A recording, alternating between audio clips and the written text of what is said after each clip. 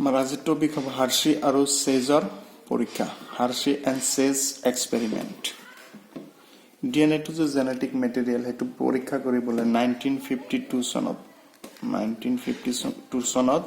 হাৰ্শি and চেজ নামৰ বিজ্ঞানী দুজনে এটা পৰীক্ষা কৰিছিল আৰু এই পৰীক্ষাৰ দ্বাৰা প্ৰমাণ কৰিছিল যে ডিএনএ বংশগতি নিৰ্ণয়ৰ পদাৰ্থ এই পৰীক্ষাৰ বাবে বিজ্ঞানী দুজনে T2 ফাজ অৰ্থাৎ T2 ব্যাকটেৰিয়া ফাজ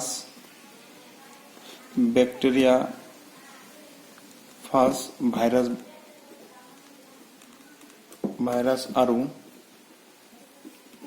ইকলাই বা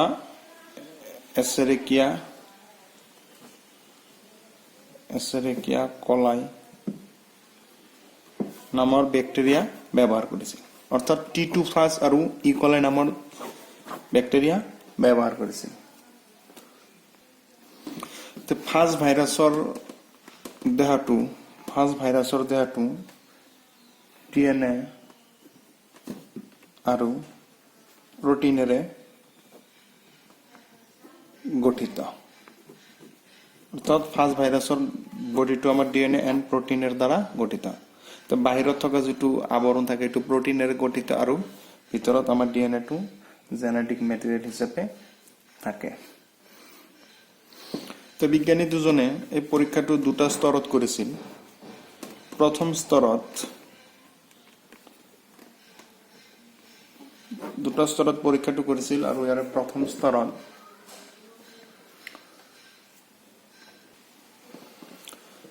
দুই ধৰণৰ T2 ফাজ প্ৰথম স্তৰত দুই ধৰণৰ T2 ফাজ প্ৰস্তুত কৰি লৈছিল এবিধ হ'ব আমাৰ P32 আইসোটপযুক্ত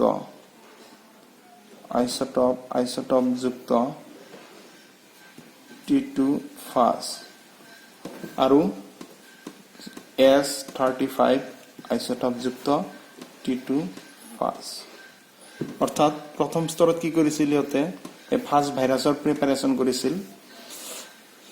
ইয়াৰ এটা হ'ব P32 আইসোটপযুক্ত T2 ফাজ আৰু আমাৰ S35 আইসোটপযুক্ত T2 ফাজ এই দুই ধৰণৰ ফাজ ভাইৰাছ প্ৰথম পৰীক্ষাটোত আমাৰ প্ৰস্তুত কৰি লৈছিল এতিয়া P32 আৰু S35 আইসোটপযুক্ত T2 ফাজ কিদৰে প্ৰস্তুত কৰিছিল সেইটো প্ৰথমতে আমি বুজিব লাগিব P32 আইসোটপযুক্ত T2 ফাজ প্ৰস্তুতৰ বাবে ইয়াতে প্ৰথমতে কি কৰিছিল P32 যুক্ত আবাদ মাধ্যম অৰ্থাৎ ফাজ ভাইৰাছৰ বংশ বিস্তাৰৰ বাবে লগা প্ৰয়োজনীয় সকলোবিলাক উপাদান ইয়াতে আছে হেতু আবাদ মাধ্যম বুলি কোৱা হয় কালচাৰ মিডিয়াম T2 ফাজ ভাইৰাছ এই P32 যুক্ত আবাদ মাধ্যমত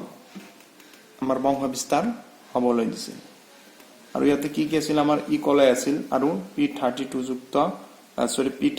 আইসোটপ আছিল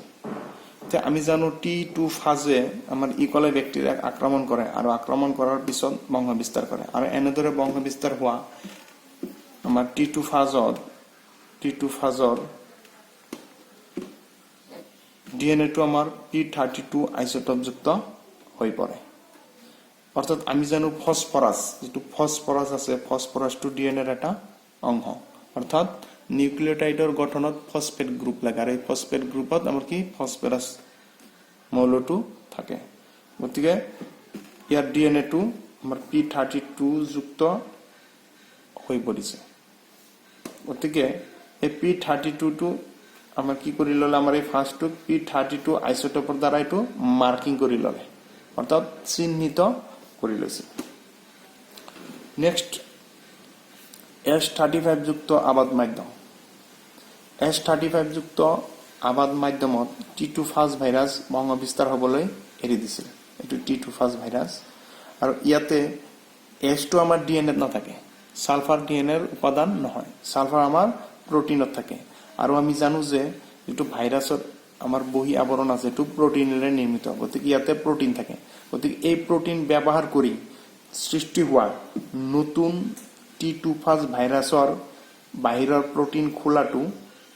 S35 আইসোটপযুক্ত হৈ পৰিছে তাৰমানে S সালফাৰটো আমাৰ প্ৰটিনৰ অংশ আৰু আমি জানো ভাইৰাছৰ বহি খোলাটো প্ৰটিনৰ দ্বাৰা গঠিত গতিকে S35 আইসোটপ বা সালফাৰ 35 আইসোটপ ব্যৱহাৰ কৰি নতুনকৈ বংশ বিস্তাৰ হোৱা ভাইৰাছৰ যেটো বহি খোলা আছে এটো চিহ্নিত কৰি লৈছিল বা S35 আইসোটপৰ দ্বাৰা আমাৰ চিহ্নিত কৰি লৈছিল অৰ্থাৎ প্ৰথম যেটো ফেজ আছে পৰীক্ষাৰ প্ৰথম ফেজত কি কৰিছিল T2 ফাজ ভাইৰাছক DNA টো আমাৰ P32 যুক্ত কৰিবলৈ P32 যুক্ত আবাদ মাধ্যম ব্যৱহাৰ কৰিছিল আনহাতে T2 ফাজ ভাইৰাছৰ বহি খোলাটো অৰ্থাৎ প্ৰটিন কোড যেটো আছে প্ৰটিন আৱৰণ হেতু S35 যুক্ত কৰিবলৈ S35 যুক্ত আবাদ মাধ্যমৰ ব্যৱহাৰ কৰিছিল অৰ্থাৎ ইয়াৰ ফলস্বৰূপে কি হৈছে আমাৰ P32 DNA যুক্ত ভাইৰাছ আৰু এটো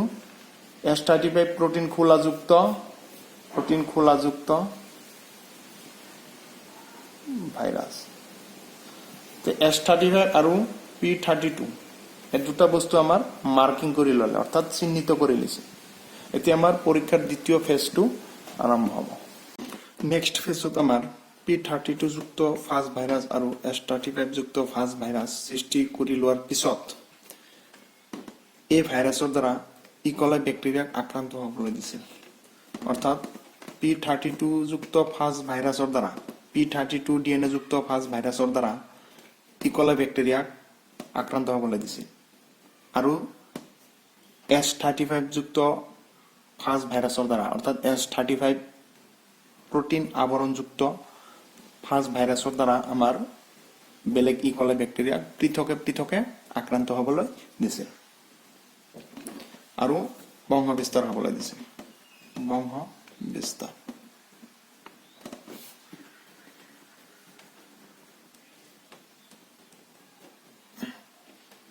এতিয়া P32 যুক্ত ফাজ ভাইৰাছে ইকলে ব্যাকটেৰিয়াৰ গাত লাগি ধৰে আৰু ইয়াৰ DNA টো ব্যাকটেৰিয়াৰ দেহত উমৈ দিয়ে আৰু এই DNA ইকলাৰ DNA লগত আমাৰ একত্ৰিত হৈ পৰে আৰু নতুন ভাইৰাছৰ সৃষ্টি কৰে আৰু এনেদৰে সৃষ্টি হোৱা নতুন ভাইৰাছৰ আণবিক বিশ্লেষণৰ দ্বাৰা এটো থিৰাং কৰা হল যে এই নতুন ভাইৰাছ বিলাক আমাৰ P32 DNA যুক্ত হৈ পৰিছে অৰ্থাৎ এনেদৰে সৃষ্টি হোৱা ভাইৰাছ বিলাক আমাৰ পূৰ্বৰ ভাইৰাছৰ দৰে আমাৰ P32 আইসোটপ যুক্ত হৈ পৰিছে অৰ্থাৎ ইয়াৰ DNA বিলাক আমাৰ P32 আইসোটপ যুক্ত হৈছে অন্যহাতে S35 যুক্ত ফাজ ভাইৰাছৰ দ্বাৰা যেতিয়া ইকলে ব্যাকটেৰিয়া আক্ৰান্ত হ'বলৈ দিছিল আৰু একেদৰে বংশ বিস্তাৰ হ'বলৈ দিছিল তেতিয়া নতুনকৈ সৃষ্টি হোৱা এই ভাইৰাছসমূহৰ যেটো আমাৰ প্ৰটিন আৱৰণ আছে এই প্ৰটিন আৱৰণটো আমাৰ S35 আইসোটপ যুক্ত হোৱা নাছিল অৰ্থাৎ পূৰ্বতে যেটো ভাইৰাছৰ দ্বাৰা আক্ৰান্ত হ'বলৈ দিয়া হৈছিল হেতু প্ৰটিন আৱৰণটো S35 তেজস্ক্ৰিয় আইসোটপ যুক্ত আছিল কিন্তু ইয়াৰ পৰা সৃষ্টি হোৱা অপত্য ভাইৰাছ বিলাকৰ আমাৰ যে প্ৰটিন আৱৰণখন S35 যুক্ত নাছিল অৰ্থাৎ ইয়াৰ দ্বাৰা প্ৰমাণিত হল যে DNA অনুটোৱে বংশানুক্ৰমে এটা জনৰ পৰা অন্য এটা জনলৈ প্ৰবাহিত হয় অৰ্থাৎ পিতৃ মাতৃৰ পৰা অপত্য জনলৈ DNA টো প্ৰবাহিত হয় কিন্তু প্ৰটিন আৱৰণখন এটো প্ৰবাহিত নহয় যাৰ ফলস্বৰূপে আমাৰ S35 যুক্ত ফাজ ভাইৰাছৰ দ্বাৰা আক্ৰান্ত হ'বলৈ দিয়া ইকলাই ভাইৰাছৰ পৰা সৃষ্টি হোৱা নতুন ভাইৰাছসমূহ আমাৰ S আইসোটপ বিহীন হৈছিল তদুপৰি বিজ্ঞানী দুজনে ইকলাই ব্যাকটেৰিয়াৰ বহিখোলত লাগি থকা ভাইৰাছৰ অংশ বিশেষসমূহৰ পৰীক্ষণৰ দ্বাৰা এটো প্ৰমাণিত কৰিছিল যে DNA টো আমাৰ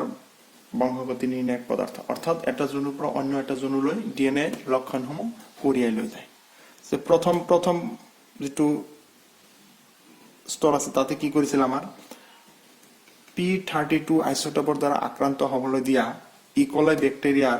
বহিখোলত লাগি থকা আমাৰ যেটো ভাইৰাছৰ DNA ভাইৰাছৰ অংশ বিশেষ আছে সেইবিলাক আণবিক বিশ্লেষণৰ দ্বাৰা পৰীক্ষা কৰিছিল আৰু তাত P32 ৰ অনুপস্থিতি ধৰা পেলাইছিল অৰ্থাৎ P32 নাছিল কাৰণ P32 অলৰেডি আমাৰ পৰৱৰ্তী জোনলৈ প্ৰবাহিত হৈছে আৰু নতুন ভাইৰাছৰ সৃষ্টি হৈছে ঠিক একেদৰে এইটো স্তৰত কি কৰিছিল আকৌ ইকোলাই ব্যাকটেৰিয়াত লাগি থকা কুখৰ অংশ বিশেষসমূহৰ আণবিক বিশ্লেষণৰ দ্বাৰা পৰীক্ষা কৰিছিল আৰু পৰীক্ষা কৰাৰ পিছত তাতে যেটো প্ৰটিন খোলা